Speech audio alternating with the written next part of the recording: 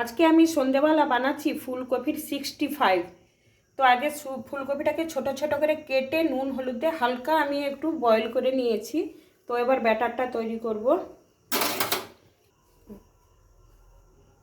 বেসন আমি বড় চামচে 4 চামচ দেবো,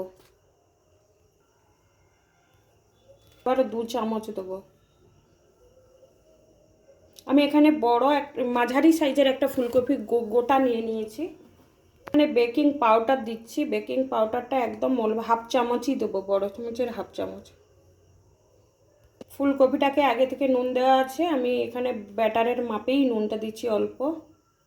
একটু ঝাল ঝাল খেতে হবে। আমি 1 চামচ লঙ্কা গুঁড়ো দিচ্ছি। রসুন বাটা দিয়ে দিচ্ছি হাফ চামচ, আদাও দিচ্ছি হাফ চামচ।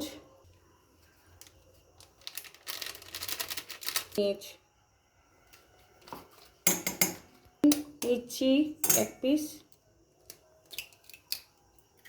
এটা চা কফির সঙ্গে খেতে সন্ধেবেলা দারুণ লাগে এটা।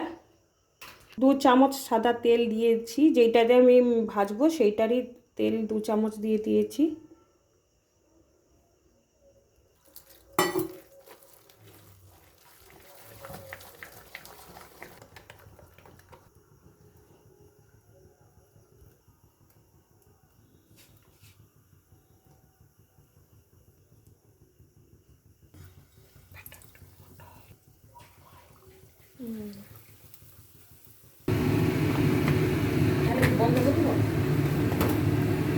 লাল লাল করে হয়ে গেছে ভাজা, তো তুলে নেব।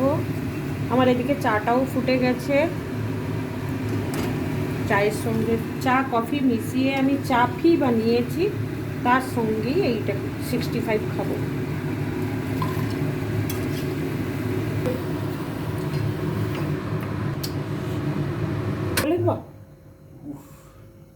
আমার কমপ্লিট হয়ে গেছে ফুলকপির 65 সঙ্গে চা কফি মিশিয়ে চাফি।